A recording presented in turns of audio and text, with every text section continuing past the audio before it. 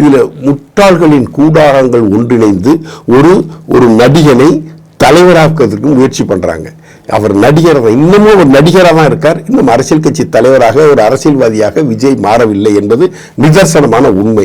இவங்களோட நோக்கம் என்ன? ஒரு கிறிஸ்துவ முதலமைச்சரை உருவாக்க வேண்டும் என்று கிறிஸ்துவ மிஷனரிகளின் திட்டம். ஒன்று, ஒரு கிறிஸ்துவ முதலமைச்சர், நேரடியான ஒரு கிறிஸ்துவர் முதலமைச்சராக வேண்டும்.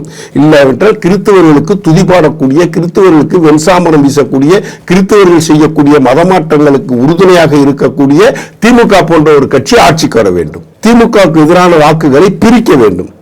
போன தேர்தலில் கமலஹாசனை வச்சு பிரிச்சாங்க. அவர் ஒரு 3% ஓட்டு வாங்கினார். அதிமுக கூட்டணிக்கு திமுக கூட்டணிக்கு இடைப்பட்ட ஓட்டு வித்தியாசம் 1.5% தான். கேட்டுங்களா? கமலஹாசனே ஒரு 3% ஓட்டை பிரிச்சார். ஓட்டை பிரிச்சதுனால திமுக எளிமையாக வெற்றி பெற்றது. ஜெயலலிதா இல்லை, அதிமுகவில் கட்டுக்கோப்பான அதிமுகவா இல்லை. டிடிவி தினகரன் ஒரு பக்கம் பிரச்சனை பண்ணிக்கிட்டு இருந்தாரு, சசிகலா ஒரு பக்கம் வெளியே இருந்தாங்க.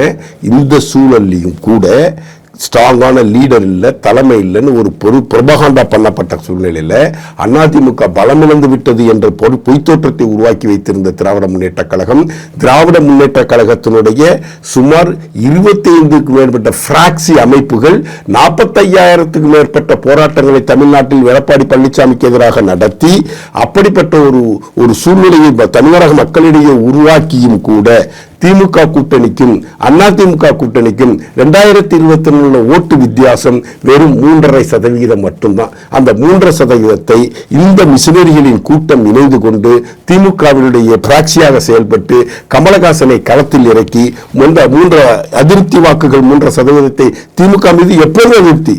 அவங்க ஆட்சியில் இருந்தாதான் அதிருப்தி நினைக்காதீங்க. திமுகனால அதிருப்தி உள்ள ஒரு கட்சி தமிழ்நாட்டில் அந்த அதிருப்தி வாக்குகளை தன் பக்கம் ஈர்ப்பதற்காக கமலஹாசனை களத்தில் இருக்கிறாங்க. அதே போன்று விஜயை இப்பொழுது ஒரு களத்தில் இறக்கி, ஒன்னு விஜய் ஜெயிக்கணும்.